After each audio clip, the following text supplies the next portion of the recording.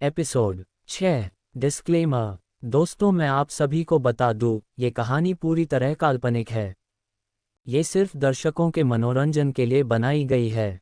इसमें दर्शाए गए सभी पात्र, नाम, उत्पाद और घटनाएं पूरी तरह काल्पनिक है।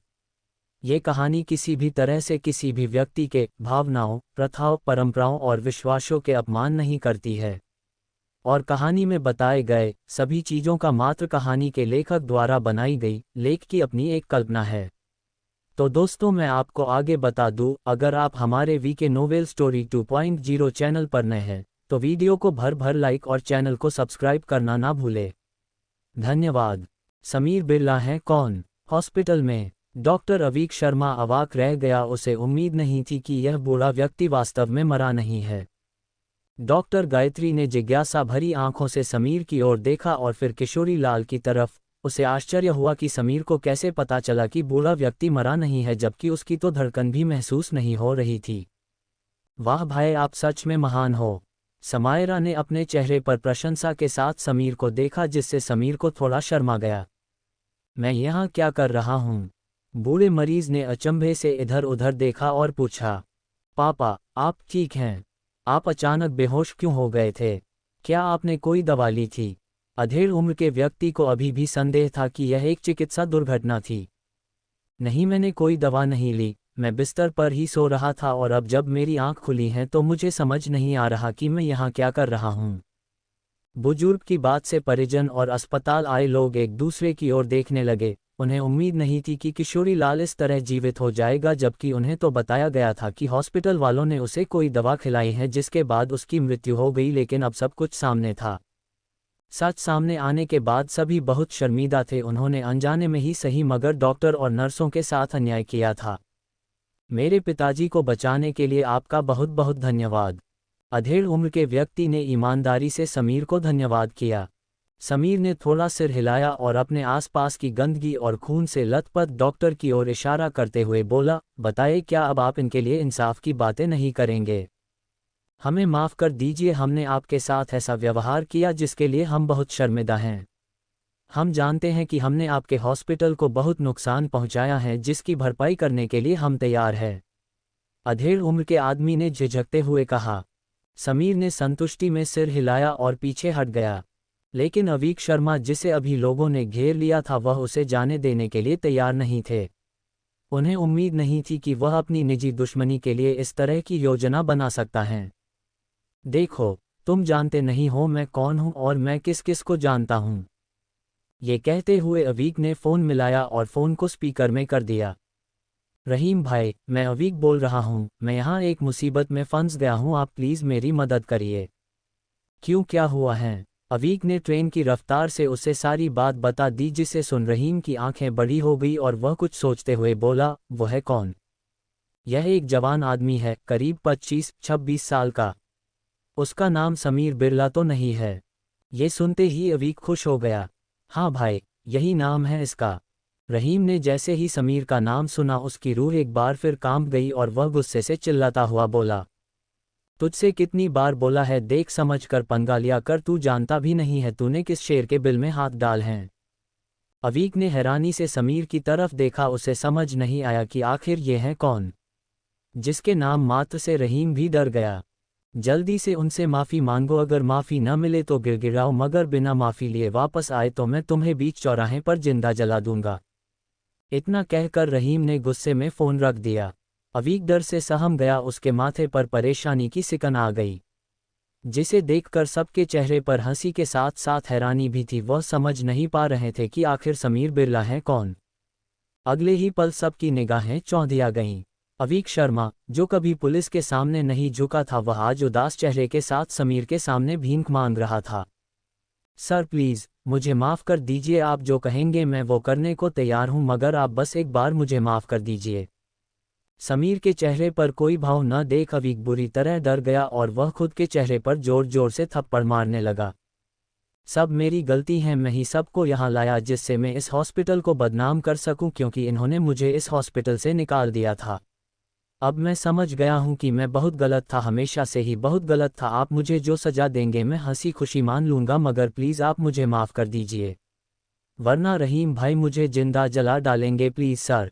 अवीक ने समीर का पैर पकड़ लिया, जिसे देखकर सभी पूरी तरह चौंक गए और कुछ नाज ने उसी समय समायरा की ओर देखा, मगर समायरा भी इस समय तक हैरानी से अपने भाई को निहार रही थी। हालांकि वह जानती थी कि उसका भाई बहुत अद्भुत है, मगर इतना अद्भुत है ये उसे भी नहीं पता था। समीर ने अभी अभी फ़ोन पर बातचीत सुनी थी, जिसे सुनकर वह समझ गया था कि वह जरूर वही रहीम है जो रात में उसके पास इनविटेशन कार्ड लेकर आया था।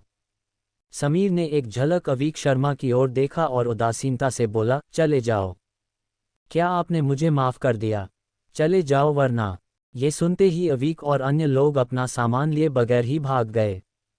उस मरीज के परिवार के सदस्य भी मुआवजा देने के बाद चले गए, और एक ऐसी समस्या जिसमें हॉस्पिटल के बड़े अधिकारियों की भी आगे आने की हिम्मत नहीं हुई, उसे समीर के इन हाथों ने आसानी से हल कर दिया था। तुम काफ़ी होशियार हो। परिवार के सदस्यों के चले जाने के बाद वहां केवल साधारण डॉक्टर की वर्दी में एक बूढ़ा व्यक्ति था जो अज्ञात समय पर प्रकट हुआ था।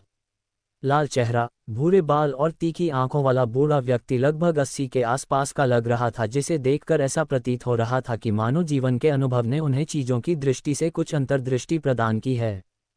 दूसरों को नहीं पता कि वह कब आया था, लेकिन समीर को स्पष्ट रूप से पता था कि डॉक्टर गायत्री के आने के कुछ देर बाद ही वह यहाँ आया था। डॉक्टर प्रताप, आप यहाँ हैं। गायत्री ने उनका सम्मानपूर्वक स्वागत किया। समायरा और अन्य नर्सों ने भी उनका सम्मानपूर्वक स्वागत किया। डॉक्टर प्रताप संबद्ध अस्पताल में पारंपरिक चिकित्सा के एक प्रसिद्ध डॉक्टर हैं और पूरे अस्पताल में उनकी उच्च प्रतिष्ठा है। उन्होंने अपना हाथ लहराया और मुस्कुराते हुए समीर की ओर देखा और पूछा, अभी आपने जो तरीका इस्तेमाल किया वह एक सैन्य तरीका था? समीर ने सिर हिलाया। विशेष बलों के पास ये सिखाने के लिए विशेष पाठ्यक्रम है कि दूसरों को कैसे बचाया जाए और खुद को कैसे बचाया जाए। ये तकनीकी जब से मैंने पढ़ी हैं उसके बाद ये पहली बार है कि मैंने किसी को इसका इतनी कुशलतापूर्वक और सटीकता से उपयोग करते देखा हो। नौजवान, ऐसा लगता है कि तुम काफ़ी सक्षम हो, बुजुर्ग डॉक्टर ने मुस्कुराते हुए कहना जारी रखा। समीर बिना किसी प्रतिबद्धता के थोड़ा मुस्कुराया, लेकिन बूढ़े आदमी के शब्दों ने उसे बूढ़े आदमी की ओर देखने पर मजबूर कर दिया और उसका ध्यान कई कदम ऊपर चला गया। ऐसा कहा जाता है कि सैन्य पद्धति सेना के लिए एक विशेषज्ञ द्वारा बनाई गई थी और उनकी बातों से पता चल रहा था कि वह इस पद्धति के इतिहास से काफ़ी परिचित हैं। यह कोई सामान्य व्यक्ति नहीं है। समीर ने तुरंत अपने दिल में डॉक्टर प्रताप के लिए मूल्यांकन किया। नौजवान, क्या तुम्हारे पास नौकरी है? डॉक्टर प्रताप ने अचानक एक भ्रमित करने वाला प्रश्न पूछा। अभी तक नहीं। बहुत अच्छे। हमारे अस्पताल में आने के बारे में आपका क्या ख्याल है? अस्पताल को आपके कौशल और एक गहरी पृष्ठभूमि की ज़रूरत है जिससे कोई भी दूसरा व्यक्ति परेशानी पैदा करने की हिम्मत न करें। हमारे अस्पताल के सुरक्षा विभाग का कप्तान होने के बारे में आपका क्या ख्याल है? मुझे पता है यहाँ नौकरियाँ आसानी से नहीं मिलती, इसलिए मैं तो कहता हूँ आपको तुरंत हाँ कर देना चाहिए। इसी बहाने आप अपनी बहन की रक्षा कर सकते हैं। बोलने के बाद डॉक्टर प्रताप ने चुपचाप समीर की ओर देखा। समीर ने अपनी भौहें चढ़ा दीं। सभी डॉक्टर प्रताप को देखकर दंग रह गए कि वह कैसे इतने होशियार व्यक्ति को ऐसी छोटी मोटी नौकरी के लिए बोल सकते हैं। लेकिन समीर को लगा कि डॉक्टर प्रताप को और कुछ भी कहना है, इसलिए वह कुछ देर चुप रहा और फिर बोला, मेरी बहन की आज इंटर्नशिप खत्म हो जाएगी और वह यहाँ से चली जाएगी, जिससे उसे अब मेरी सुरक्षा की आवश्यकता नहीं है। हालांकि मैं सहमत हूँ। डॉक्टर प्रताप का प्रश्न सुन सब हैरान थे, मगर समीर के जवाब ने उन्हें और भी हैरान कर दिया। डॉक्टर प्रताप ने संतुष्टि में सिर हिलाया और फिर मुस्कुराते हुए कहा, नौजवान, अगर तुम्हारे पास समय हो तो तुम 13वीं मंजिल पर मेरे साथ चल सकते हो। जब मेरे पास समय होगा तो मैं जरूर आऊँगा। समीर की बातें सुन डॉक्टर प्रताप लिफ्ट में चढ़े और चले गए। समीर ने लिफ्ट की ओर देखा और थोड़ा मुस्कुराया। वह स्पष्ट रूप से महसूस कर सकता था कि डॉक्टर प्रताप उसे परखना चाहते थे। भाई, आपने इस जॉब के लिए हाँ क्यों कहा? आप तो बहुत अच्छी नौकरी कर सकते हो, तो फिर एक सिक्योरिटी गार्ड की नौकरी क्यों?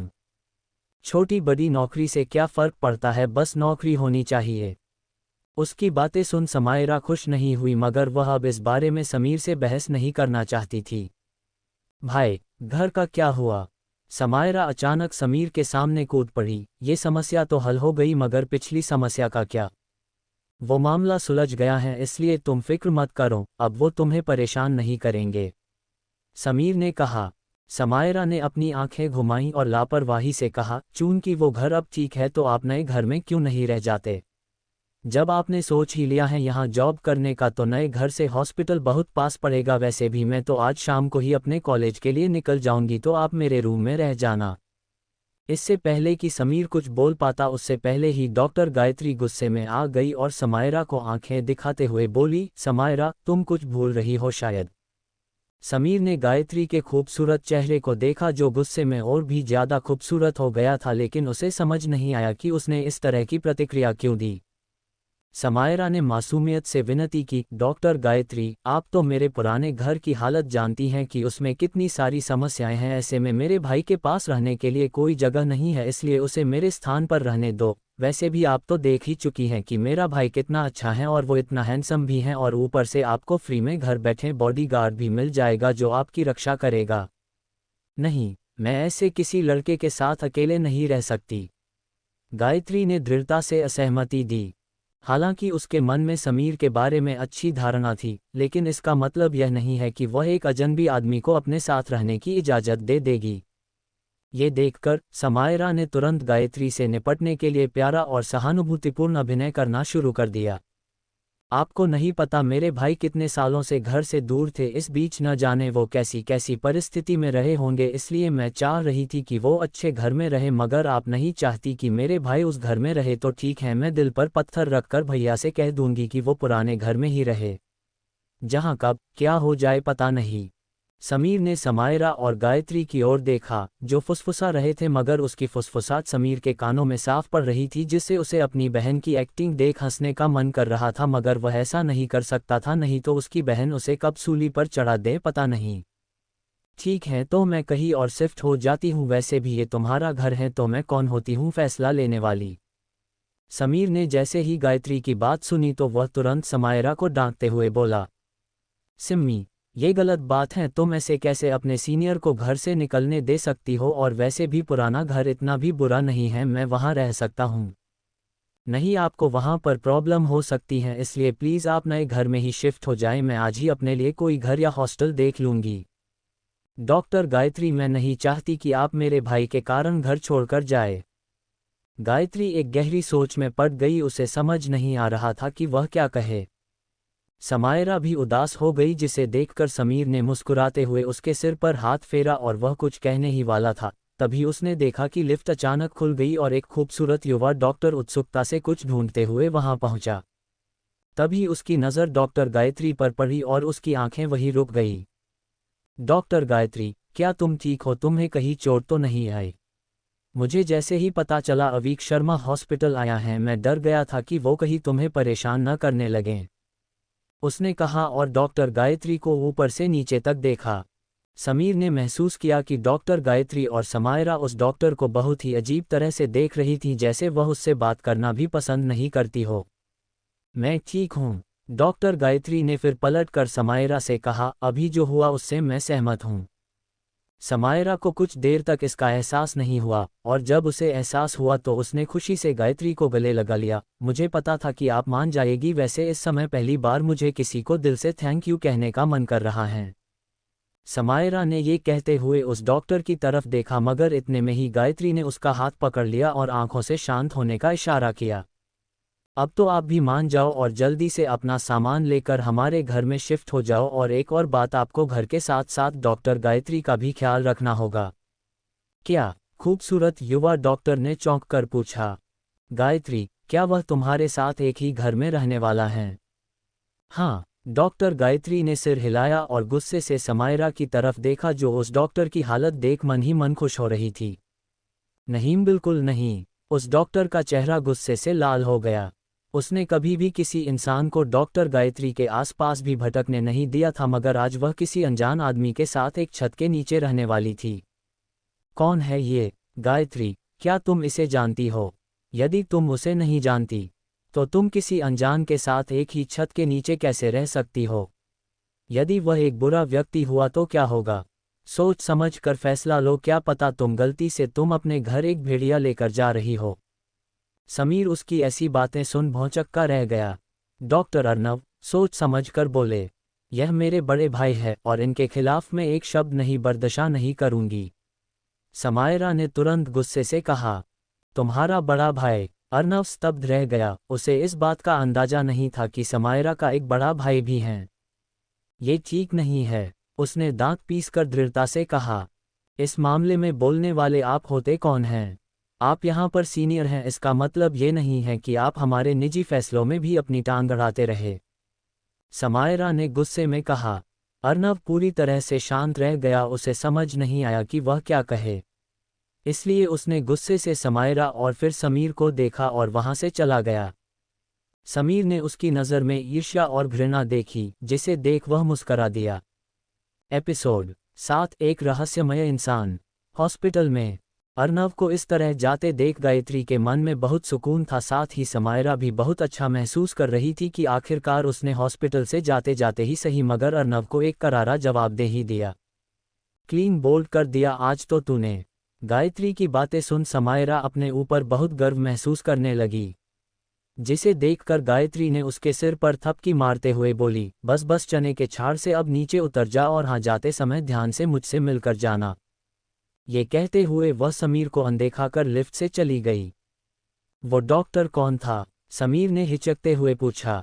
वो सिरफिरा आशिक, समायरा ने तिरस्कारपूर्वक कहा। आंखें बड़ी करते हुए समीर ने समायरा की तरफ देखा।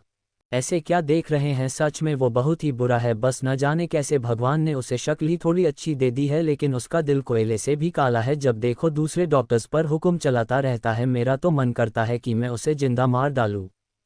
वो इतना ही बुरा है तो उसकी शिकायत करनी चाहिए। यही तो बात है भाई की, कर नहीं सकते। उसके रिलेटिव्स यहाँ के एमडी हैं, इसलिए वो हमारे सिर पर नाचता रहता है। आपको पता नहीं है उसके कारण डॉक्टर गायत्री ये हॉस्पिटल छोड़ने वाली थी, क्योंकि वह सरफिरे आशिक की तरह उनके आगे पीछे मंडराता रहता था, जिससे डॉक्टर गायत्री पूरी तरह परेशान हो गई थी। मगर फिर मैं आ गई और मैंने आते से ही उसकी बोलती बंद कर दी, इसलिए डॉक्टर गायत्री मुझे बहुत पसंद करती हैं।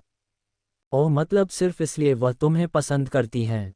अरे नहीं, वो तो सबके साथ बहुत अच्छे से पेश आती हैं, खासकर मुझे तो वह छोटी बहन की तरह समझती हैं, इसलिए तो मैं अभी तक हॉस्पिटल में टिकी हूँ, वरना ये खड़ूस कब का मुझे निकलवा चुका होता।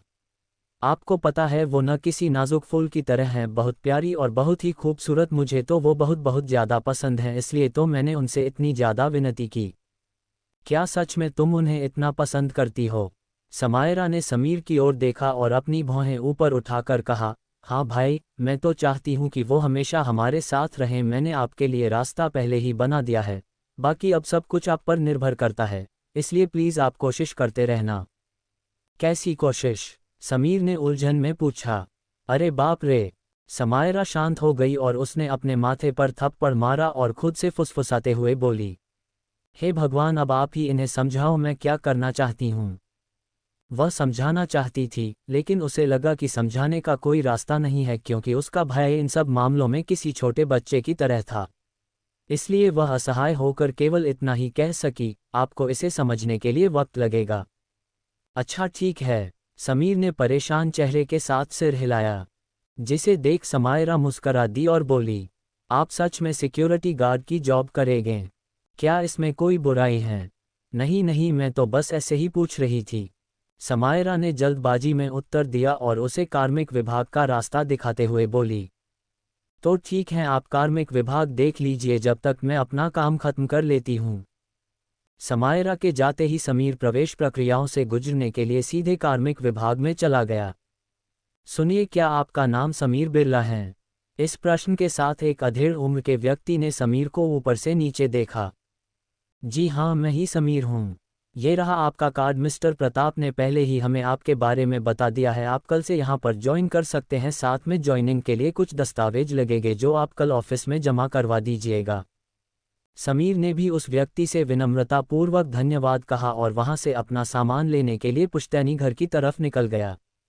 दोपहर 12 बजे समायरा अपना पूरा काम निपटा चुकी थी, तभी उसकी नज़र समीर पर पड़ी, जो अपना सामान लिए हॉस्पिटल की लॉबी में उसका इंतज़ार कर रहा था।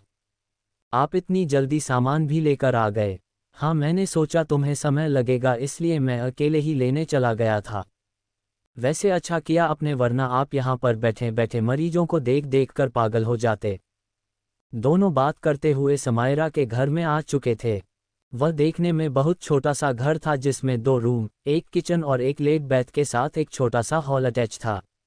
लेकिन अंदर से बहुत ही साफ सुथरा और खूबसूरत था, हर चीज़ अपने जगह पर रखी हुई थी। तभी समायरा अपना रूम दिखाते हुए बोली, ये रहा मेरा प्यारा सा कमरा। क्या मैं सचमुच में यहाँ रहूँगा?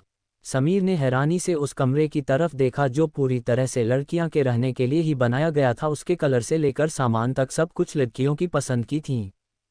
क्यों, मेरे रूम में रहने में क्या बुराई है? इतना प्यारा तो रूम है मेरा। समायरा ने अपनी भौहें चढ़ाकर पूछा, जिसे देख समीर सहम गया और वह अपनी बात समझाता हुआ बोला, हाँ बहुत ही ज़्यादा अच्छा है, मगर मुझे ऐसे रूम की आदत नहीं है न, इसलिए मेरे मुंह से ऐसा निकल गया।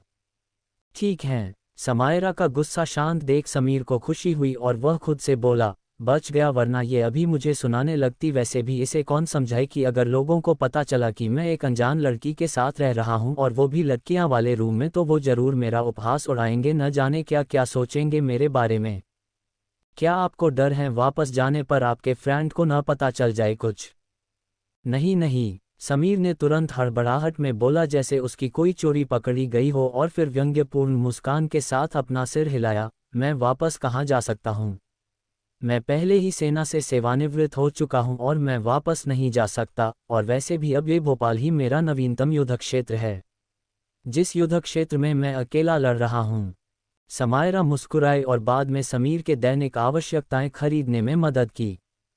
समायरा अपना सामान सब कुछ पैक करने के बाद समीर को चाबी सौंपकर चली गई। समीर समायरा के कमरे में खड़ा होकर ध्यान से समायरा के रूम को कुछ देर तक यूं ही निहारता रहा और असहाय होकर मुस्कुराया और अंततः इस वास्तविकता को स्वीकार कर लिया, आखिरकार अब उसे यही रहना था।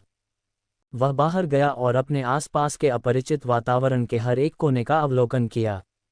वह बहुत धीरे धीरे चला, मानो वह टहल रहा हो, लेकिन जैसे जैसे वह कदम दर कदम चलता गया, समुदाय का माहौल एक एक करके उसके दिमाग में आता गया। वहाँ कई घर हैं, वे कहाँ स्थापित हैं, पार्क कहाँ है, शांत जगह कहाँ है, और जाल लगाने के लिए सबसे अच्छी जगह कहाँ है। समीर एक अच्छी तरह से प्रशिक्षित चीते की तरह था, जिसके पास अपने क्षेत्र की सारी जानकारी हुआ करती थी, इसलिए वह यहाँ आते ही सबसे पहले इस माहौल से परिचित हो रहा था। घूमते हुए समीर को समय का ख्याल न रहा। उसने बहुत देर बाद समय देखा, शाम के 6:30 बज चुके थे। उसे याद था कि उस इनविटेशन में उसे शाम 7 बजे का निमंत्रण दिया गया था। हालांकि वह वहां नहीं जाना चाहता था, मगर अभी वह खाली था, उसके पास कुछ काम नहीं था, इसलिए वह वहां पर जाने के लिए तैयार हो गया। शाम 7 बजे समीर समय पर डायनेमिट होटल के प्रवेश द्वार पर उपस्थित हुआ। रहीम, जिसकी आंखें इधर उधर किसी को तलाश रही थी, उसके साथ एक अधेड़ उम्र का आदमी था जो छोटा और मोटा था पर देखने में अमीर लग रहा था।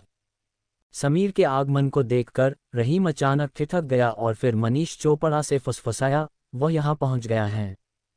मनीष चोपड़ा ने तुरंत उस युवक की ओर देखा जिसने कल रात 1 घंटे के भीतर पूरे गली मोहल्ले के गुंडों को अकेले ही हरा दिया था।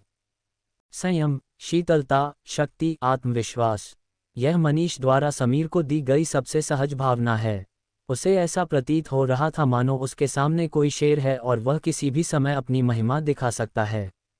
इस युवक से निपटना आसान नहीं है।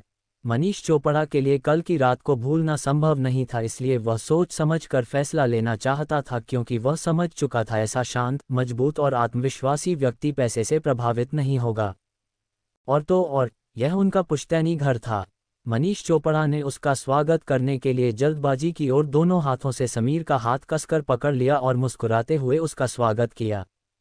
हेलो समीर बिरला, मुझे लगता है कि पूरे भोपाल शहर में ऐसा कोई गुंडा नहीं है जो कल रात के बाद आपको जानता न हो। इस मामले में मैं सच में आपकी प्रशंसा करता हूँ। ये बात उसने तारीफ के तौर पर नहीं बल्कि दिल की गहराइयों से प्रशंसा के तौर पर कही थी। जब मनीष चोपड़ा अभी समीर का अवलोकन कर रहा था, तो समीर भी उसका अवलोकन कर रहा था। पहली बार जब समीर ने मनीष चोपड़ा को देखा तो उसे बहुत बुरा लगा। उसे नहीं पता था कि यह भावना कहाँ से आई, मगर यह पहली बार था जब उसे ऐसी अनुभूति हुई हो जिसने उसे आश्चर्यचकित कर दिया था। एक दूसरे का हाथ पकड़ते समय यह एहसास बेहद तीव्र था, जिससे उसे तुरंत समझ आ गया कि क्या हो रहा है। ये प्राचीन चिकित्सा का स्वत सक्रियण है। क्या इस व्यक्ति को कोई रोग है? एक विचार के साथ समीर ने तुरंत अपनी ऊर्जा को अपनी भौहों के बीच केंद्रित किया। दयालु आंख खुली। समीर ने अपने दिल में एक धीमी चीख निकाली और तुरंत महसूस किया कि उसकी भौहों के बीच की त्वचा गायब हो गई और उसके सामने की दुनिया भी थोड़ी बदल गई, बेहद स्पष्ट और उज्ज्वल हो गई, जैसे कि सब कुछ उसकी निगरानी में हो। मनीष चोपड़ा को देखकर ऐसा लग रहा था मानो मनीष चोपड़ा किसी ऊर्जा कवच से ढक गया हो और प्रतिद्वंद्वी का शरीर उसकी आंखों के सामने पारदर्शी हो गया हो। ये पहली बार है जब उसने किसी इंसान पर पुण्य दृष्टि का प्रयोग किया हो। उसने स्पष्ट रूप से मनीष के कंकाल के चारों ओर भूरे रंग की हवा का एक झोंका देखा और उसी समय हड्डी के अंदर का हिस्सा काला हो गया। कमर पर कालापन विशेष रूप से स्पष्ट दिखाई दिया और त्वचा के बाहर लाल रंग की कुछ गठे भी दिखे। आंखों से देखी गई जानकारी समीर के दिमाग में चुपचाप प्रकट हुई। जितनी अधिक जानकारी थी समीर का चेहरा उतना ही बदसूरत हो गया। उसने मुट्ठियां कसकर भींच ली गईं और उसकी आंखों में गुस्सा चमकने लगा। समीर को इस तरह देख मनीष थोड़ा डर गया और खुद को राहत देने के लिए वह कुछ कहने ही वाला था कि तभी उसे अचानक एक कड़क आवाज सुनाई दी। क्या आपको रात में अपनी सभी हड्डियों में असहनीय दर्द महसूस होता है? मनीष चौंक गया और उसने अविश्वास से समीर की ओर देखा। ये रहस्य केवल उसकी पत्नी ही जानती थी जो उससे अनबन करती थी, अन्य कोई नहीं जानता था। अपने करियर की वजह से उसने कभी डॉक्टर से मिलने का समय नहीं निकाला। मगर यह बात सामने वाले को कैसे पता चली? ये सोचकर वह कुछ कहने के लिए अपना मुंह खोलने ही वाला था कि तभी समीर के दूसरे सवाल ने उसे स्तब्ध कर दिया। आपकी पीठ का दर्द बहुत गंभीर है और आपकी कमर पर कुछ घाव हैं, पर चाहे आप इसका इलाज कैसे भी करें, ये ठीक नहीं होगा। तुम्हें कैसे पता चला? मनीष चोपड़ा अपने आसपास के लोगों की हैरान आंखों के नीचे भयभीत होकर कुछ कदम पीछे हट गया और उसके सामने समीर अचानक एक रहस्यमय इंसान बन गया। तुम ज्यादा अधर्म करोगे तो स्वयं मर जाओगे। समीर ने अब अपनी मेधावी आंखों को खारिज कर दिया, उसके शरीर में कमजोरी की भावना को जबरन दबा दिया और फिर मनीष को तिरस्कार से देखते हुए बोला, मैं आज का खाना खाने के मूड में नहीं हूँ, इसलिए मैं जा रहा हूँ। मैं बस यहाँ ये बताने आया था कि मेरे होते हुए तुम मेरे पुश्तैनी घर को हाथ भी नहीं लगा सकते। बोलते समय उसने उपस्थित सभी लोगों पर नजर डाली। मनीष ने देखा कि समीर जाने वाला था, इसलिए वह और भी चिंतित हो गया। यदि उसके घर को ध्वस्त नहीं किया गया तो कंपनी के मुनाफे को बहुत नुकसान होगा, इसलिए उसने जल्दी से समीर को एक और प्रस्ताव दिया। तुम्हें 30 लाख नकद और 2 मकान दे दूं, क्या तब तुम सहमत हो? ये देखकर कि उनकी बातें सुनने के बाद समीर बिल्कुल नहीं रुका। मनीष और भी अधिक चिंतित हो गया और अपने दांत पीस लिए और चिल्लाया, 6 मिलियन नकद और 3 घर, ये कैसा रहेगा? क्या? बगल में रहीम अवाक रह गया। उस क्षेत्र में सबसे अधिक विध्वंस मुआवजा केवल 2 मिलियन नकद और 1 घर था, जो कि अब 3 गुना वृद्धि होकर 6 मिलियन नकद और 3 घर हो गया था। इस समय समीर रुक गया। ये देखकर मनीष बहुत खुश हो गया। उसे ऐसा लगा कि दूसरे पक्ष का दिल हिल गया और वह तुरंत मुस्कुराया और बोला, समीर अगर आप सहमत हैं तो कृपया चलो अंदर चलें और खाना खाते हुए और बातें करें। लेकिन जब समीर पलटा तो उसके चेहरे पर मुस्कान अचानक रुक गई। समीर ने उसे बहुत दयनीय दृष्टि से देखा और कहा, क्या अधिक पैसे की तुलना मेरे अपने जीवन से की जा सकती है? समीर, आपका क्या मतलब है? मनीष ने भौहें सिकोड़कर पूछा। समीर ने अपना सिर हिलाया और आह भरी। यदि आप बहुत सारे गलत काम करेंगे तो आप मर जाएंगे और आपने बहुत सारे बुरे काम किए लिए हैं, इसलिए मैं आपको एक सच बता देता हूं कि आप बीमार हैं और अब आपके पास जीने के लिए सिर्फ 2 दिन हैं। वह मुड़ा और सीधे चला गया और हैरान मनीष चोपड़ा और उसके आदमी पीछे छूट गए। बॉस, रहीम मनीष के पास गया और धीरे से बोला, मैं ठीक हूँ, यह आदमी बहुत पागल है। मनीष अपने दांत पीसते हुए बोला। इससे पहले कि वह बोलना समाप्त करता, उसे अपने पैर को पटकते समय दर्द महसूस होने लगा। समीर अभी अभी अपनी पुण्य दृष्टि का उपयोग करने के बारे में सोचते हुए सड़क पर चल रहा था। ये पहली बार था जब उसने किसी व्यक्ति पर अपनी पुण्य दृष्टि का प्रयोग किया हो और इसका प्रभाव उसकी अपेक्षाओं से बहुत अधिक हुआ, जिसे देख अब उसे महसूस हो रहा था कि प्राचीन चिकित्सा सचमुच चमत्कारी ही हैं। हालांकि वह पहले इसमें विश्वास नहीं करता था। इसके विपरीत वह एक बेहद गर्मजोशी से भरा व्यक्ति था, इसलिए उसे सेना में जोश के रूप में जाना जाता था। ऐसा नहीं था कि वह मनीष को नहीं बचाना चाहता था, लेकिन अब बहुत देर हो चुकी थी। अगर वह उसे समझाता भी तो मनीष कभी उस पर विश्वास नहीं कर पाता, और विश्वास अधूरा हो तो हर काम असंभव हो जाता है। एपिसोड 8 सुरक्षा कप्तान। समायरा के घर में समीर मनीष की बीमारी के बारे में सोचते हुए घर आ चुका था। वह छोटा सा घर जिसमें अब वो रहने वाला था, वो भी एक अनजान लड़की के साथ। यह सोचते हुए ही उसे बहुत अजीब लग रहा था कि तभी उसकी नज़र उसकी कलाई में बंधी हुई घड़ी पर गई जिसमें 8 बज चुके थे। उसने आराम से घर का दरवाज़ा खोला और चारों तरफ देखने लगा। अच्छा है डॉक्टर गायत्री हॉस्पिटल से अभी नहीं आई। समीर को एक विचार आया और वह हॉल में मेज पर बैठ गया और फिर उसने कागज़ का एक टुकड़ा निकाला, एक कलम उठाया और लिखना शुरू कर दिया। गायत्री बहुत थकी हुई हालात में घर लौट रही थी कि उसे अपने घर में रहने वाले एक अजनबी आदमी के बारे में ख्याल आया। तब उसे थोड़ा असहज महसूस हुआ, लेकिन वह समायरा का भाई था, इसलिए उसे बाहर निकालना कठिन था। उसने बहुत सोच समझकर अस्पताल में वक्त निकालकर समझौते के कुछ नियम लिखे थे, इस उम्मीद में कि जब तक दूसरा पक्ष इसका पालन करता है वे अच्छे से एक घर में रहेंगे और एक दूसरे का सम्मान करेंगे। अगर उसने इसका पालन नहीं किया तो उसके पास दूसरे पक्ष को बाहर निकालने का बहाना मिल जाएगा। समीर बिरला, मैं जानती हूं कि आप मेरे साथ अभी तक बहुत अच्छे से पेश आए हैं, मगर मैं आपके साथ एक छत के नीचे नहीं रह सकती हैं। आप भले ही समायरा के भाई हो मगर हो तो लड़के ही ना, इसलिए प्लीज़ मुझे माफ़ करना और इन सभी नियमों को पूरा करने से इनकार करना देना। गायत्री धीमे से बड़बड़ाते हुए दरवाजे पर आई। उसने चाबी निकाली और दरवाज़ा खोला और देखा कि समीर सोफे पर आराम से बैठा हुआ था और उसकी आंखें बंद थीं। जिसे इस तरह देखकर गायत्री के पैर वहीं जम गए और वह न चाहते हुए भी अपनी बड़ी बड़ी आंखों से उस हैंडसम चेहरे को निहारने लगी। समीर को किसी के होने का एहसास हुआ और उसने हड़बड़ाहट में अपनी आंखें खोली तो गायत्री को दरवाजा पर खड़ा पाया, जिसे देखकर वह मुस्कुरा दिया। यार, यह मुस्कुराते हुए कितना हैंडसम लगता है। नहीं नहीं, ये मैं क्या कर रही हूँ, मैं ऐसे कैसे इसे निहार सकती हूँ, मुझे तो इसे घर से निकलना है और मैं निकाल कर ही रहूँगी। गायत्री ने मुस्कुराते हुए खुद को समझाया और तभी उसे उन पन्नों के बारे में याद आया जिसे उसने समझौते के रूप में लिखा था, और वह खुशी से बैग में हाथ डालकर उन पन्नों को निकालने ही वाली थी कि उसने समीर को कॉफ़ी टेबल की ओर इशारा करते हुए देखा। कॉफ़ी टेबल पर कागज़ के कुछ पन्ने रखे हुए थे। यहाँ कुछ नियम हैं जो मैंने लिखे हैं, मुझे आशा है कि आप उनका पालन करेगी, जो आपके और मेरे लिए अच्छा होगा। समीर ने गायत्री की आंखों में देखा और शांति से कहा, क्या आप मुझे घर में रहने के नियम बता रहे हैं? गायत्री की अभिव्यक्ति अचानक बेहद अजीब हो गई। हाँ, समीर ने सिर हिलाया। क्या आप मेरे साथ मजाक कर रहे हैं? गायत्री गुस्से में आ गई, उसके सामने वाला लड़का उसे नियम कानून बता रहा है। जाहिर तौर पर वह बहुत दयालु थी कि उसने उसे इस घर में रहने दिया, लेकिन अंत में अब उसे उसके फैसले पर अफसोस हो रहा था कि उसने इस अनकारी के लिए अपना फैसला क्यों बदल दिया था। मैं मजाक नहीं कर रहा हूँ, समीर ने गंभीरता से कहा।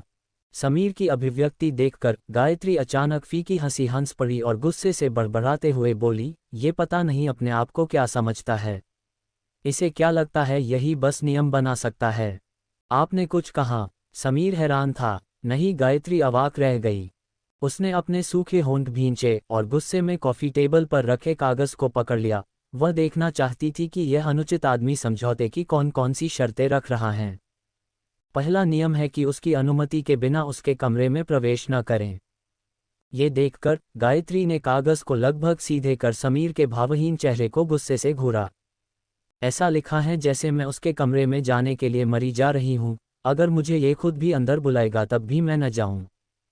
दूसरा नियम यह है कि बिना अनुमति के उसकी चीज़ों से छेड़छाड़ न की जाए।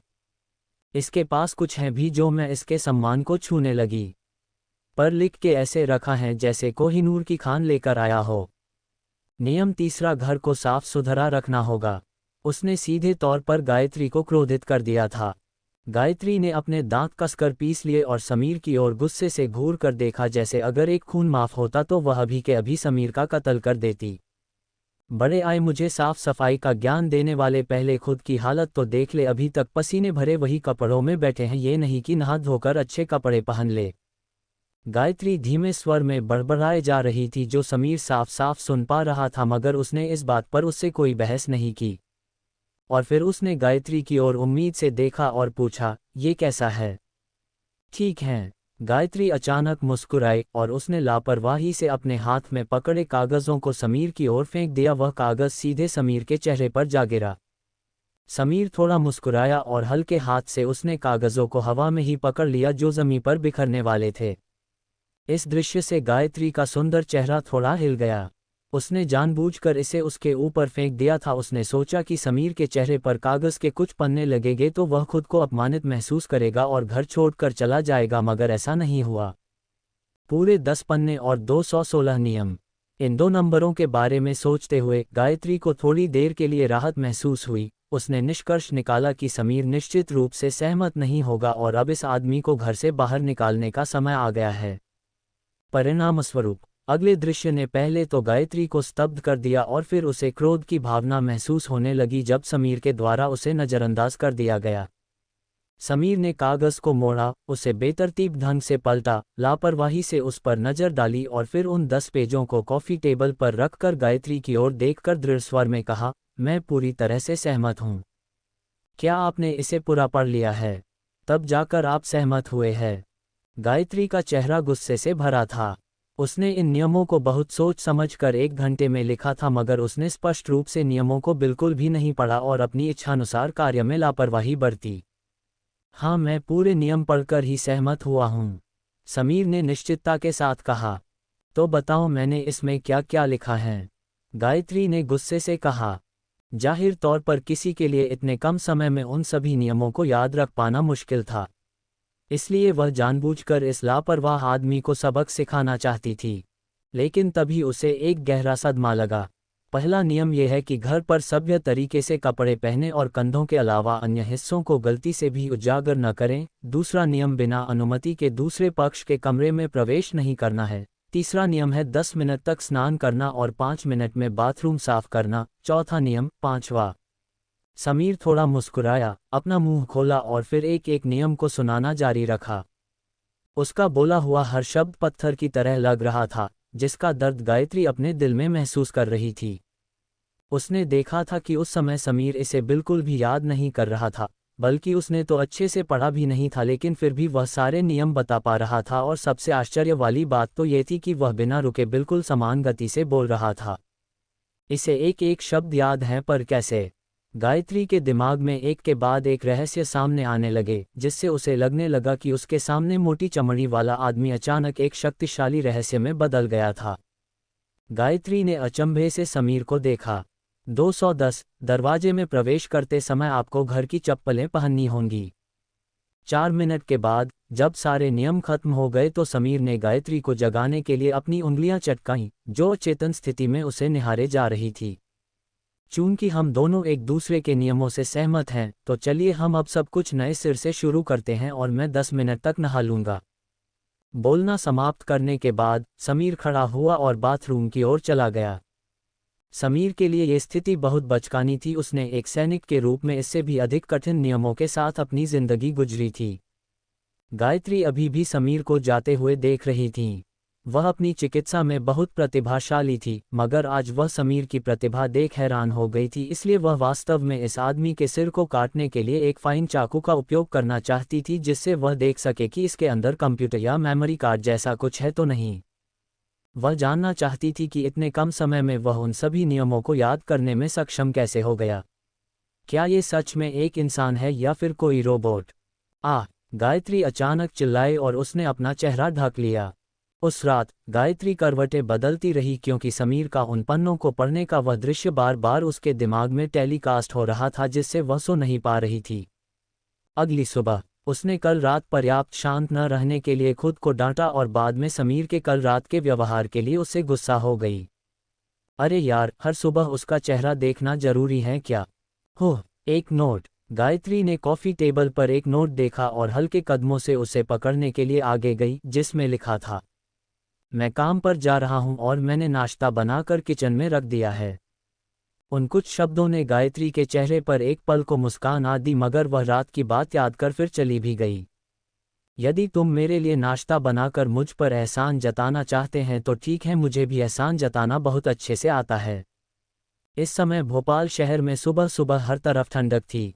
समीर जो सैन्य शिविर में जीवन जीने का आदी हो गया था, उसके लिए सीधे तौर पर अस्पताल की 5 किलोमीटर की यात्रा एक वार्म अप प्रक्रिया की तरह लग रही थी।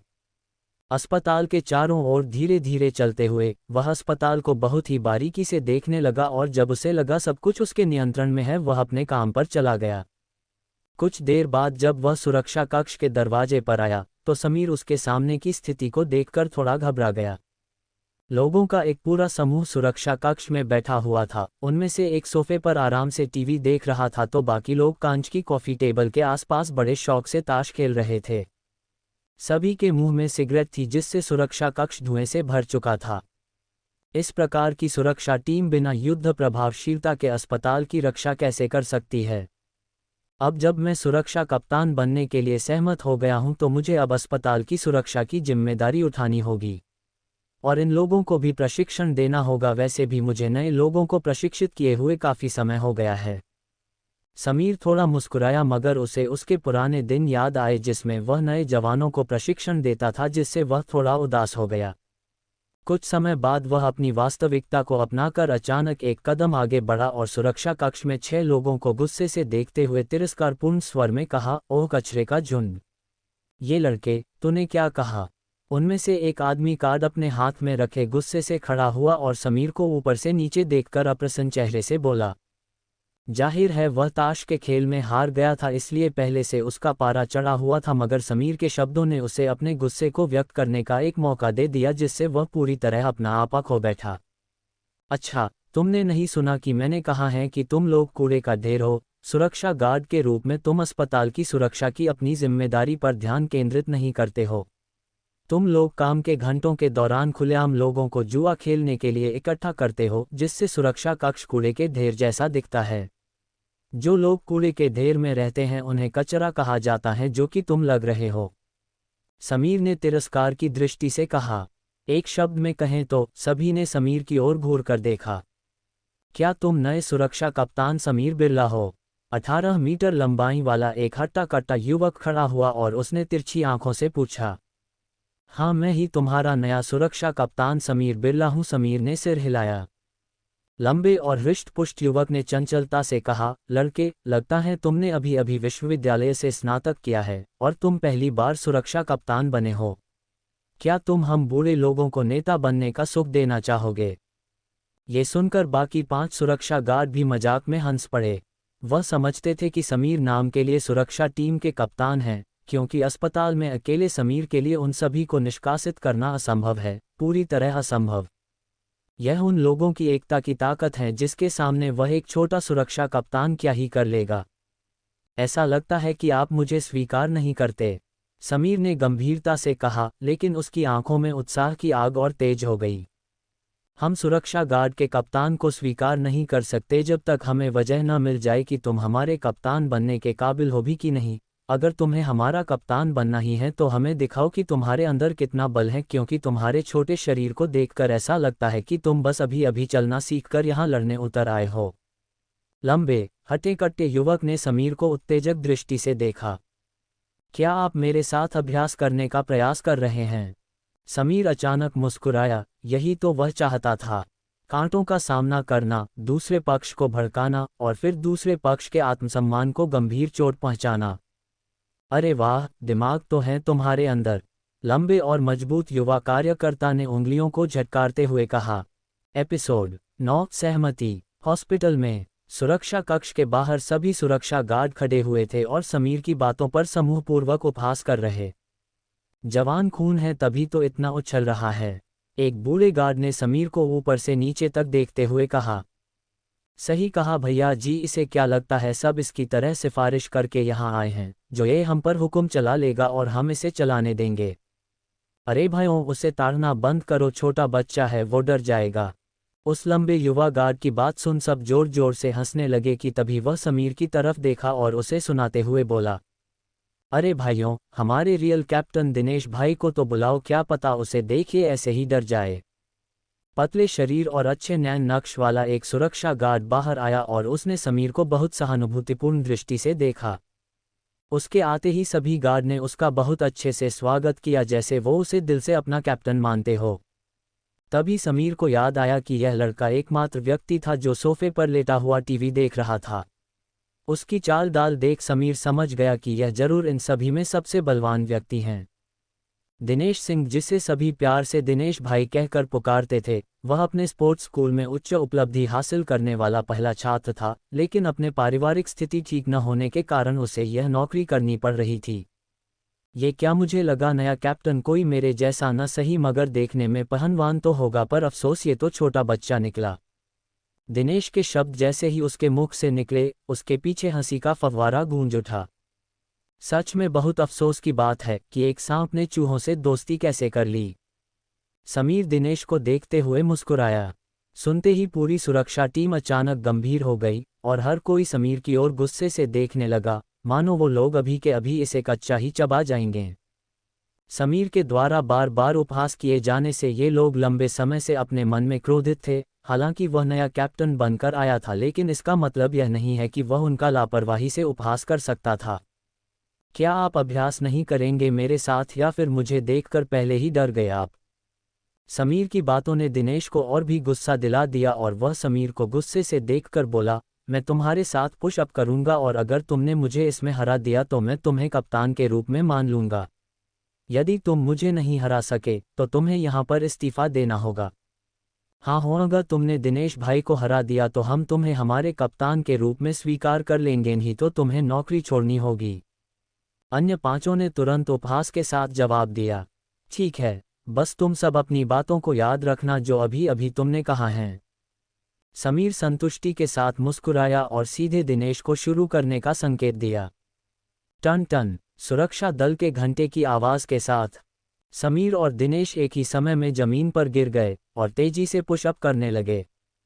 20, 50, 80। वे दोनों बहुत तेज थे, बिना रुके लगातार पुशअप कर रहे थे। उनके चेहरे पर थकान का कोई निशान नहीं था। दिनेश सिंह सच में बहुत ही बलवान था। उसने एक सांस में लगभग 80 पुशअप करने के बाद समीर का अनुसरण किया। 80 तक पहुंचने के बाद दिनेश ने उत्तेजक दृष्टि से समीर पर नजर डाली और देखा कि समीर का कुछ पतला शरीर 80 तक पहुंच चुका था, लेकिन फिर भी वह बिल्कुल भी हॉन्फ नहीं रहा था। ये देख वह थोड़ा आश्चर्य हो गया। उसके बगल के 5 सुरक्षा गार्ड भी थोड़े आश्चर्यचकित थे। जाहिर है उन्होंने पहले ही समीर को बहुत कम आंका था। मैं देखता हूं कि तुम कितनी देर तक टिक सकते हो, दिनेश ने अपने दिल में ठंडी आह भरी। और जब वह आगे बढ़ने ही वाला था कि उसने समीर को अपनी ओर मुस्कुराते हुए देखा। अगले ही पल दिनेश की आंखों की पुतलियां हिंसक रूप से सिकुड़ गईं। सामान्य सहनशीलता सीमा से कहीं अधिक 80 पुशअप करने के बाद भी समीर वास्तव में तेज हो गया। ये सही है, ये थोड़ा बलवान तो है, मगर हमारा दिनेश भाई किसी से कुछ कम नहीं है। पलक झपकते ही समीर ने 1 और 20 पूरा कर लिया। दिनेश तुरंत शांत हो गया। उसकी आंखों में अवज्ञा की तीव्र झलक दिखाई दी और उसने भी पुशअप पागलपन से करना शुरू कर दिया। इस दृश्य ने आसपास के 5 लोगों को भी डरा दिया। उनके लिए ये कल्पना करना कठिन था कि थोड़ा पतला दिखने वाला समीर इतना भयंकर हो सकता है। 30 सेकंड से भी कम समय में समीर ने 1 और 100 पुशअप पूरे कर लिए थे। खत्म करने के बाद समीर ने आधे रास्ते में पुशअप स्थिति में दिनेश का इंतजार किया। जैसा कि हम सभी जानते हैं, पुशअप्स, अप्स और डाउन्स करना थका देने वाला ही नहीं बल्कि बहुत थका देने वाला होता है। समीर अपने बाहें शरीर के समानांतर रख दिनेश के 200 समाप्त होने तक इस स्थिति में उसका इंतजार करता रहा। 120 पुशअप्स करने के बाद दिनेश के माथे पर पसीना पहले ही बहने लगा था, लेकिन समीर के चेहरे पर अभी भी एक आरामदायक अभिव्यक्ति थी। तभी एक गार्ड बोला, क्या ये और भी बेहतर है? समीर ने मुस्कुराते हुए दिनेश की ओर देखा। नहीं, दिनेश ने दांत पीसकर कहा। जाहिर तौर पर वह अभी भी हारा नहीं था। समीर ने संतुष्टि में सिर हिलाया। उसे दिनेश का ये हौसला बहुत पसंद आया। सभी की निगरानी में समीर ने कठिन गतिविधियों को बनाए रखते हुए वास्तव में अपना बायां हाथ हटा दिया, एक हाथ जमीन पर रखा और तेजी से पुशअप्स करने लगा। बहुत खूब। सबकी हैरानी से भारी आंखें समीर को अविश्वास से देख रही थी। उसके पास अभी भी एक हाथ से पुशअप करने की क्षमता है, और इससे भी अधिक भयावह बात यह है कि वह एक हाथ से बहुत तेजी से कर रहा है, बहुत अच्छे से, और 2 हाथों से भी अधिक मजबूत और ताकतवर।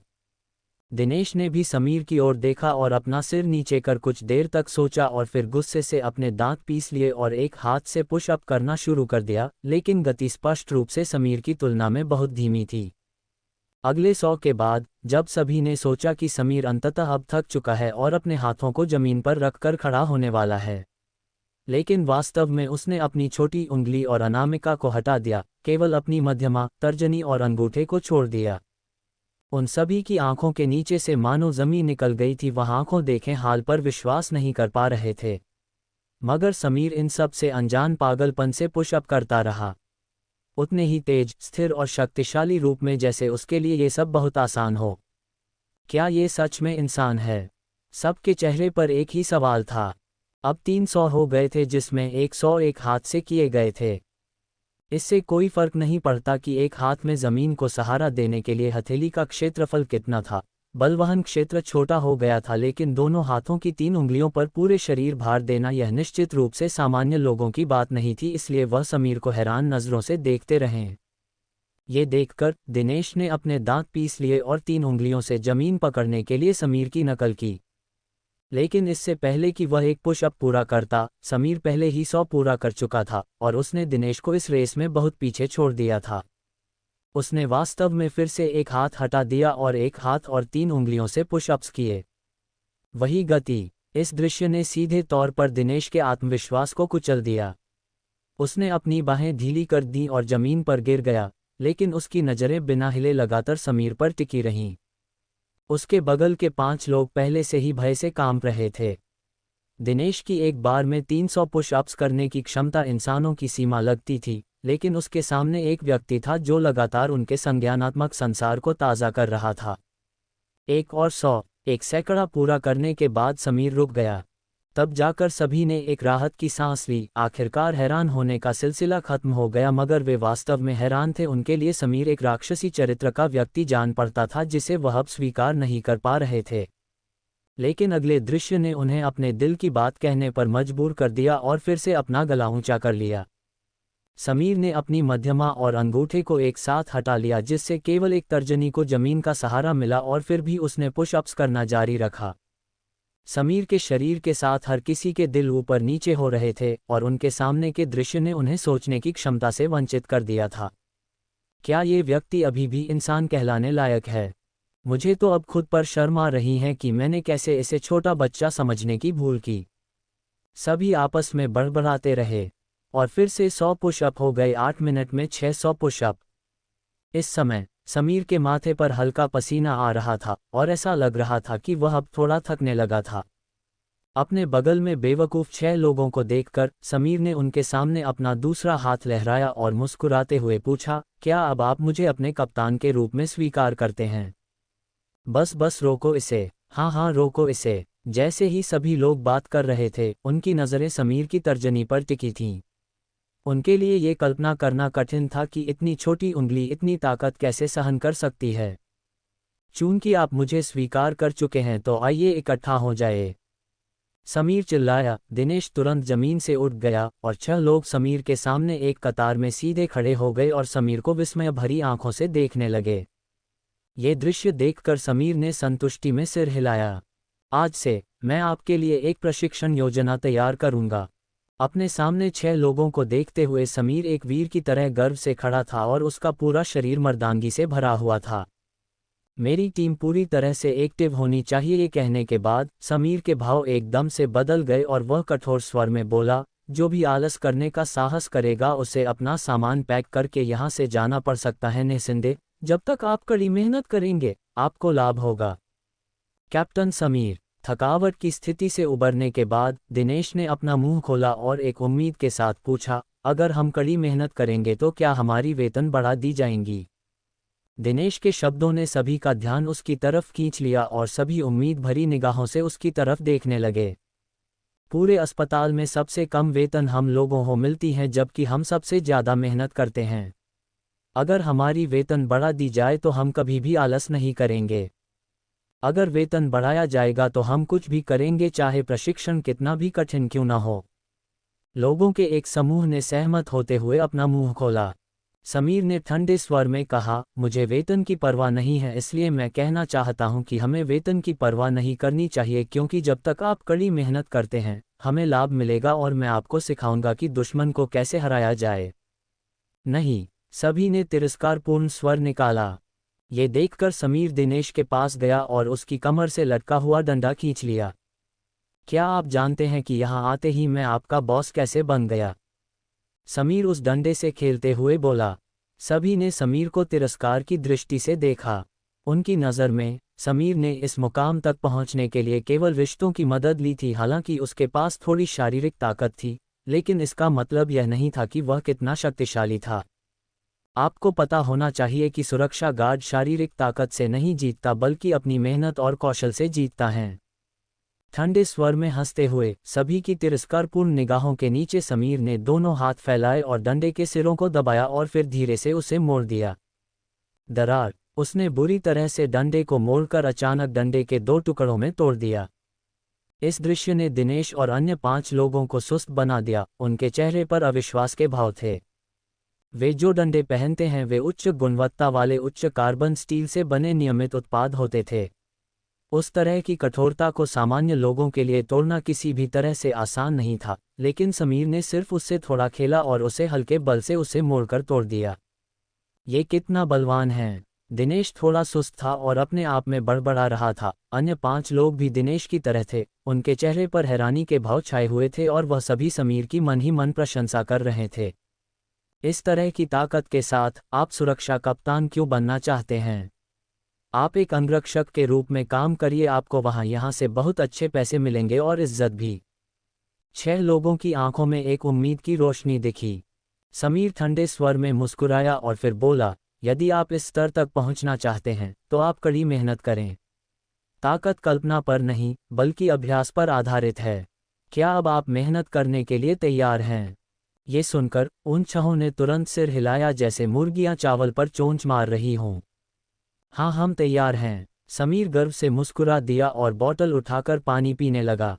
दाएं और देखो, 5 किलोमीटर का एक लंबा ट्रैक उनके सामने था। भागो! समीर के शब्द गिरने के बाद मूल रूप से आलसी 6 लोग तुरंत सीधे हो गए और अपने सिर ऊंचे कर व्यवस्थित गति से भागने लगे। समीर ने स्वाभाविक रूप से 6 लोगों का पीछा किया, गंभीर चेहरे के साथ 6 लोगों की गतिविधियों को देखा। जैसे ही समूह बाहर निकल रहा था, एक युवा डॉक्टर ने अस्पताल के गेट पर कदम रखा और सुरक्षा टीम की ओर देखा, और फिर उसने अपनी नज़र समीर की ओर घुमाई। उसके चेहरे पर मजाकिया भाव थे। समायरा का बड़ा भाई, युवा डॉक्टर ने समीर की ओर देखा, फिर उसने अपने मुंह का कोना घुमाया और तिरस्कारपूर्वक मजाक उड़ाकर बोला, वो भी कौन? बस एक छोटा सा सुरक्षा गार्ड। आवाज़ तेज थी और कुछ मीटर दूर भाग रहे सुरक्षा टीम इसे स्पष्ट रूप से सुन सकते थे। समीर और उसके बगल के 6 सुरक्षा गार्ड अचानक रुक गए। उन सभी ने गुस्से से पीछे पलटकर देखा। ये घमंडी यहाँ क्या कर रहा है? दिनेश ने गुस्से से घूरते हुए कहा। ये युवा डॉक्टर कोई और नहीं बल्कि डॉक्टर अर्नव था, जो कल समीर और गायत्री के एक साथ रहने पर अपनी असहमति जाहिर कर रहा था। एपिसोड 10 मनीष की धमकी। हॉस्पिटल के ट्रेनिंग ग्राउंड पर सभी सिक्योरिटी गार्ड डॉक्टर अर्नव के अचानक से ग्राउंड पर उपस्थित हो जाने से बहुत हैरान थे। कितने अफसोस की बात है, बहन डॉक्टर और बड़ा भाई मामूली सा सिक्योरिटी गार्ड। अच्छा, तो आप अपना काम छोड़कर यहाँ अफसोस करने आए हैं? समीर ने बहुत ही शांति से अर्नव पर पलटवार किया, जिससे अर्नव गुस्से से तमतमा गया।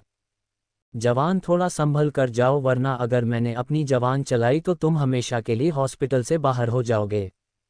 डॉक्टर अर्नव ने घृणित भाव से व्यंग्य करते हुए समीर को देखा। दिनेश के नेतृत्व वाले 5 सुरक्षा गार्ड सभी आश्चर्यचकित थे। डॉक्टर अर्नव अस्पताल में एक नियमित डॉक्टर था।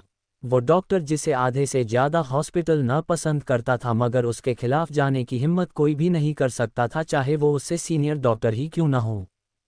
कैप्टन समीर ने इस घमंडी डॉक्टर को कैसे उकसा दिया? अब पता नहीं ये घमंडी इंसान हमारे कैप्टन के साथ क्या करेगा। सभी सुरक्षा गार्ड के चेहरे पर डर के भाव उभर गए थे। वे बस अपने कैप्टन की सलामती चाहते थे। डॉक्टर अर्नव समीर को घृणा से निहारे जा रहा था, मगर फिर भी समीर कुछ नहीं बोला और उसकी शक्ल देखकर धीरे से मुस्कुराया दिया। समीर की उदासीन अभिव्यक्ति ने डॉक्टर अर्नव को अचानक शर्मिंदगी से और भी क्रोधित कर दिया और वह गुस्से में धमकी देते हुए बोला, तू मामूली सा सुरक्षा गार्ड डॉक्टर गायत्री के साथ रहने के बारे में सोच भी कैसे सकता है? तेरी औकात ही क्या है?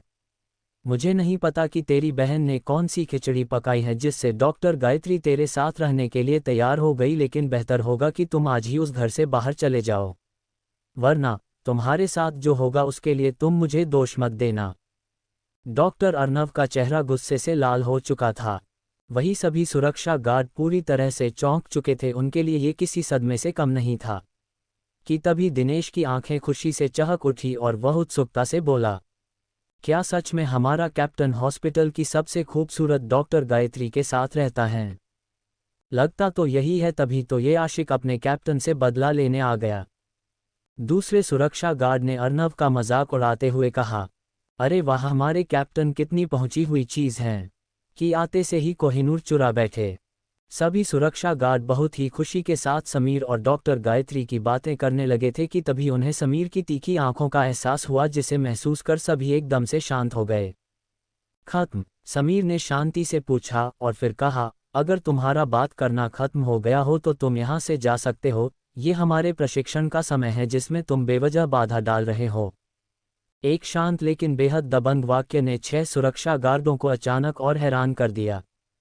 उन्हें नहीं पता था कि उनका नया कैप्टन इतना ताकतवर है कि वह डॉक्टर को सामने से ही जाने को बोल देगा। अभी कप्तान की कुशलता के बारे में सोचकर उन्हें ऐसा लग रहा था मानो कि उन्हें समीर के रूप में कैप्टन नहीं भगवान मिल गया हो जो इस राक्षस का संहार करने आया है। तुम दोनों भाई बहन ये तेवर कहाँ से लाते हो? समीर को इतना शांत देख अर्नव का चेहरा और भी ठंडा हो गया और वह कुछ सोचते हुए प्यार से बोला, अच्छा चलो चाय पीते पीते बात करते हैं। समीर थोड़ा मुस्कुराया और शांति से अर्नव से बोला, तुम इतने काबिल नहीं कि मैं तुम्हारे साथ पानी भी पी सकूं। तुम? अर्नव बौखला उठा। उसे वास्तव में मन हुआ कि वो अभी समीर के चेहरे पर 100 मुंह के मारे जिससे वह किसी को मुंह दिखाने के काबिल भी न रहें। लेकिन तभी उसे एहसास हुआ कि यह आदमी उससे अधिक बलवान है, तो उसने तुरंत ऐसा करने का विचार छोड़ दिया और केवल अपने दांत पीसकर गुस्से में धमकाते हुए बोला, तुम जानते नहीं हो तुमने किससे पंगा लिया है, अब देखो तुम्हारी उल्टी गिनती शुरू। चलो भागो, मेरे पास टाइम नहीं है। समीर ने व्यंग करते हुए अपना हाथ हवा में लहराया जैसे वह मक्खियों को भगा रहा हो। तुम? डॉक्टर अर्नव के गुस्से का पारा और भी ऊपर चढ़ गया।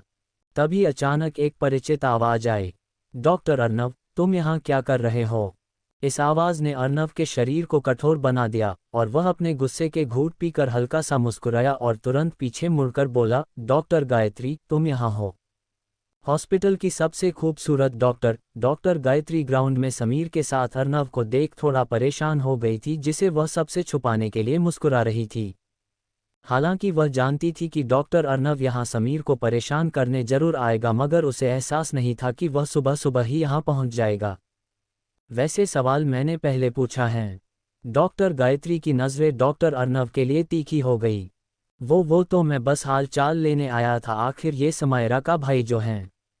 गायत्री अर्नव को हड़बड़ाते हुए देखकर शांति से मुस्कुरा दी और फिर अर्नव को समझाते हुए बोली, डॉक्टर अर्नव, मुझे घुमा फिरा कर बात नहीं करनी आती, इसलिए आज मैं साफ शब्दों में कह रही हूँ कि आप मेरे हर मामले से दूर रहें तो अच्छा होगा। वैसे भी आपके हर एक इरादों से वाकिफ हूँ मैं, इसलिए प्लीज़ आप ये मासूमियत का मुखौटा न लगाए। और रही बात समीर की, तो मैं बस इतना कहना चाहती हूँ कि प्लीज़ उसके लिए मुश्किलें खड़ी करना बंद करे। यूँ बेवजह किसी को परेशान करना आपको शोभा नहीं देता। गायत्री की ऐसी बातें सुनकर सभी सुरक्षा गार्ड्स के चेहरे पर जंग जीतने वाली मुस्कान आ गई, तो वहीं डॉक्टर अर्नव हैरानी से उसे देखने लगा। डॉक्टर गायत्री, तुम गलत समझ रही हो, मैं तो बस सच में हाल चाल पूछने आया था कि कहीं एक छोटी सी सुरक्षा गार्ड की नौकरी करने में समीर को बुरा न लग रहा हो। सुरक्षा गार्ड शब्द की बात करते समय अर्नव ने विशेष रूप से इस पर जोर दिया और यहाँ तक कि समीर पर भी विशेष नज़र डाली। क्या सच में? गायत्री ने अपना खूबसूरत चेहरा उठाया और समीर की ओर देखा।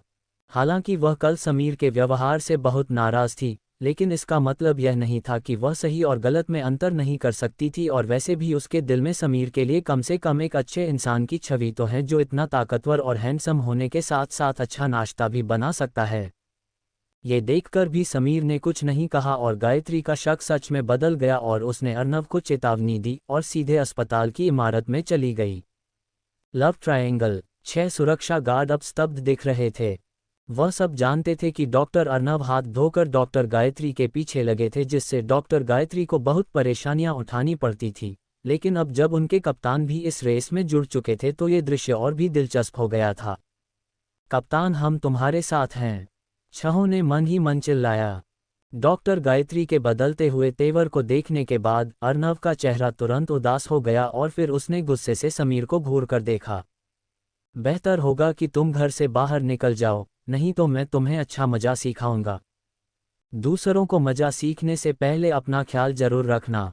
समीर तिरस्कारपूर्वक मुस्कुराया और फिर एक तरफ मुड़ा जैसे किसी मेहमान को विदा कर रहा हो और उसके कान के पास आकर बोला, संभाल कर जाना डॉक्टर साहब। डॉक्टर अर्नव के लिए ये शब्द चेतावनी की तरह लगे, लेकिन इस समय वह उसके सामने कुछ न कर सका। वह एक पल के लिए थोड़ा स्तब्ध हुआ और फीकी हंसी हंसते हुए वहां से चला गया। लेकिन कुछ कदम चलने के बाद अचानक अर्नव के पैरों पर एक डंडा कहीं से आ लगा और वह जमीन पर गिर गया। वह उठने को हुआ ही था कि तभी एक कुत्ता भागता हुआ आया और उसके ऊपर चढ़कर भाग गया। यह उसके लिए बहुत बड़ी शर्म की बात थी। उठने की जल्दी करते हुए उसने अपने कपड़ों को झटकारा और जल्दी से अपनी आंखें चारों ओर घुमाते हुए देखने लगा। तभी उसे समीर का ख्याल आया। समीर बिरला, तुमने मेरे साथ अच्छा नहीं किया। वह गुस्से से पीछे मुड़ा लेकिन पाया कि समीर और सुरक्षा गार्डों का वह समूह पहले ही सुरक्षा कक्ष में लौट गया था, जैसे कि उन्होंने उसे देखा ही न हो। अब तुम्हारी उल्टी गिनती शुरू मिस्टर समीर बिरला। अर्नव ने भयंकर गुस्से के साथ सुरक्षा कक्ष की ओर घूर कर देखा और गुस्से में अस्पताल की इमारत में चला गया। सुरक्षा कक्ष में खिड़की के बाहर डॉक्टर अर्नव की हालत देखकर दिनेश साहसपूर्वक हंस रहा था, जैसे ये सब उसी के दिमाग की उपज हो। अकेले अकेले हंस रहे हो, हमें भी तो बताओ वजह, इसी बहाने हम भी थोड़ा खिलखिला ले। ऐसा कुछ नहीं कैप्टन, हमेशा हम ही लोग जलील होते आए हैं, लेकिन आज जब मैंने उस घमंडी के चेहरे पर वो उदासी देखी तो मैं बता नहीं सकता मेरे दिल को कितना सुकून मिला। मुझे तो लगा तुम ये बताओगे कि तुमने उसके साथ क्या किया। पहले तो उसे वास्तव में समझ नहीं आया कि समीर का क्या मतलब है, और जब समझ आया तो वह अपने कान खुजलाते हुए हंसने लगा। उसने सबको अर्नव की हालत का आंखों देखा हाल बताया, जिसे सुनकर सुरक्षा कक्ष की दीवारें ठहाकों से गूंज उठी। ठहाकों के बीच सबकी नज़र समीर पर थी। वे सभी स्पष्ट रूप से देख सकते थे कि समीर उन सब में बहुत अलग था, सबसे अलग और सबसे ज़्यादा काबिल, ताकतवर और होशियार, लेकिन उसमें घमंड का नामो निशान न था, जिस वजह से वह एक ही दिन में सबका हीरो बन चुका था और दिनेश ने तो उसे अपना आदर्श ही बना लिया था। तभी दिनेश कुछ सोचते हुए बोला, मैंने तो इस बारे में किसी को भी नहीं बताया था, लेकिन आपको कैसे पता चल गया जबकि आप तो उस डॉक्टर के साथ बात कर रहे थे? तुम्हारे अलावा ऐसी सटीक नियंत्रण किसी और के पास हो तो बताओ। समीर के जवाब ने दिनेश को खुश कर दिया। कैप्टन, आप सच में बहुत अद्भुत हैं। पार्किंग स्थल में एक कार में डॉक्टर प्रताप ने अस्पताल के गेट की ओर देखते हुए अपनी आंखें थोड़ी सिकोड़ लीं। उन्होंने वह सारा दृश्य देखा जो पहले अस्पताल के प्रवेश द्वार पर हुआ था, और जब उसने डॉक्टर अर्नव को फिसलते हुए देखा तो उनके चेहरे पर बहुत अलग भाव छलक उठे और वह मुस्कुरा दिए। उनकी मुस्कुराहट गिरने से पहले उनकी आंखों में एक जल्दबाजी वाली आकृति आ गई। कई लोगों के साथ एक अधेड़ उम्र का व्यक्ति एक महंगी कार से उतरा और तेजी से अस्पताल की इमारत में घुसने लगा। मनीष चोपड़ा। डॉक्टर प्रताप ने अपनी भौहें ऊपर उठाईं।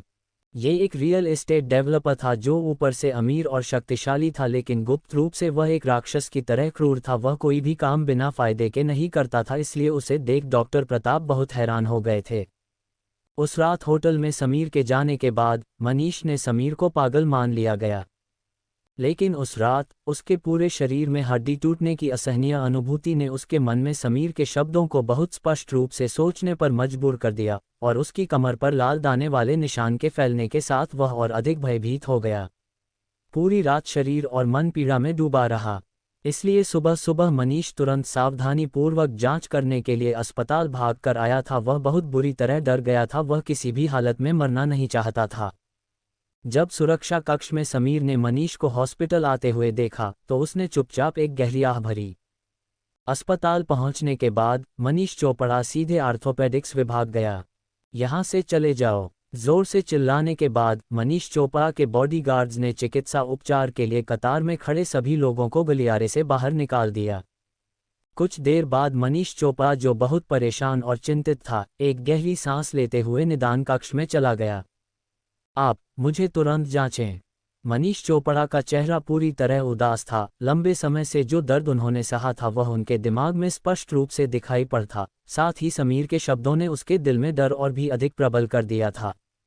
आपको नहीं पता कि अस्पताल में डॉक्टर को दिखाने के लिए कतार लगती है। निदान कक्ष से एक दुखी आवाज आई। निदान कक्ष में डॉक्टर अर्नव ने अपने गुस्से वाले चेहरे से मनीष चोपड़ा को देखा। डॉक्टर अर्नव आर्थोपेडिक निदान विशेषज्ञ था। समीर द्वारा अपमानित होने और ऐसे असभ्य रोगी से मिलने के बाद डॉक्टर अर्नव को तुरंत एक रास्ता मिल गया था जिस पर वो अपना गुस्सा निकाल सकता था। लेकिन जब उसने अपना सिर उठाया और मनीष चोपड़ा और भारी भरकम अंगरक्षकों को मनीष चोपड़ा के पीछे चलते देखा तो उसका चेहरा अचानक शर्मिंदा हो गया। ये डॉक्टर, ज्यादा मुंह खोला तो तेरी एक टांग तोड़ दूंगा, फिर एक टांग से लगवाते रहना लाइन में। डॉक्टर अर्नव की तुलना में मनीष चोपड़ा और भी अधिक चिड़चिड़ा लग रहा था। समीर ने कहा था कि उसके पास जीने के लिए केवल 2 दिन थे और अब केवल 1 दिन बचा था। यदि समीर ने जो कहा वह सच निकला तो वह कभी उसका सामना नहीं कर पाएगा। सबसे महत्वपूर्ण बात यह है कि उसके दिल में घबराहट बढ़ती जा रही थी। हालांकि वह समीर के फैसले पर विश्वास नहीं करता था, लेकिन वह पहले से ही अपने दिल में इस पर विश्वास कर चुका था। ये सुनकर अर्नव ने गहरी सांस ली और अजीब तरह से मुस्कुराते हुए कहा, कृपया आप मेरे पीछे आए। मनीष चोपड़ा एक प्रसिद्ध बेईमान रियल एस्टेट डेवलपर था जिसका पूरे भोपाल शहर में बहुत प्रभाव था। डॉक्टर अर्नव स्वाभाविक रूप से उसे जानता है, अन्यथा वह एक पल में अपना चेहरा नहीं बदलता। वह इस विशाल व्यक्ति को अपमानित करने का जोखिम नहीं उठा सकता था, वरना उसका अंजाम उसे बहुत अच्छे से पता था। डॉक्टर अर्नव ने मुस्कुराते हुए पूछा कि वह यहाँ क्या किस चीज़ का चेकअप करवाने आया है। वह मनीष को सभी लैब में ले गया। लंबे निरीक्षण के बाद मनीष उदास चेहरे के साथ बाहर आया। अपने कैबिन में डॉक्टर अर्नव ने अपने हाथ में एक परीक्षा रिपोर्ट पकड़ी हुई थी जिसमें स्पष्ट रूप से लिखा हुआ था, हड्डी का कैंसर अंतिम चरण में है। बहुत अकड़ रहा था न तू, अब अकड़ना भगवान के पास जाके। अर्नव के लिए निरीक्षण का परिणाम निस्संदेह एक बड़ी संतुष्टि थी। एक मरते हुए इंसान को बस आराम से 2 दिन जीने दो। गहरी मुस्कान के साथ डॉक्टर अर्नव की आंखें चमक उठी, जैसे मनीष चोपड़ा को पहले ही मौत की सजा सुनाई जा चुकी थी। उसे बचाया जाना पूरी तरह असंभव था, और अगर कोशिश भी की तो मनीष की पृष्ठभूमि के साथ कुछ ऐसा हो सकता था जिसकी कल्पना भी नहीं कर सकते। यदि तुम मुझे धमकी नहीं देते तो मैं तुम्हें सच बताता, मगर तुमने मुझे, डॉक्टर अर्नव को धमकी देने की हिम्मत की है, इसलिए इसकी सजा तो तुम्हें मिलनी चाहिए। अपने दिल की गहराई से गुप्त रूप से शापित अर्नव का रंग बदल गया और वह अपने चेहरे पर एक दयालु मुस्कान के साथ बाहर चला गया। रिपोर्ट में क्या आया डॉक्टर? परीक्षा कक्ष के सामने मनीष ने उदास भाव से अर्नव को देखा और गहरी आवाज में पूछा, कोई बड़ी समस्या नहीं? अर्नव विनम्रता से मुस्कुराया, ये बस थोड़ा सा ऑस्टियोपोरोसिस है। मैं आपके लिए कुछ कैल्शियम टैबलेट्स लिख देता, जिसे आप हर रोज समय पर लेंगे तो आपका दर्द बहुत हद तक कम हो जाएगा। तो दोस्तों, आखिर कहानी में आगे क्या होगा, यह जानने के लिए इस स्टोरी को सुनते रहिए सिर्फ और सिर्फ वीके नॉवल स्टोरी 2.0 चैनल पर। और अगर कहानी आप सभी को पसंद आए तो वीडियो को लाइक, कमेंट और शेयर जरूर करें। आपके एक कमेंट और लाइक से हमें स्टोरी वीडियो बनाने के लिए मोटिवेट मिलता है। धन्यवाद।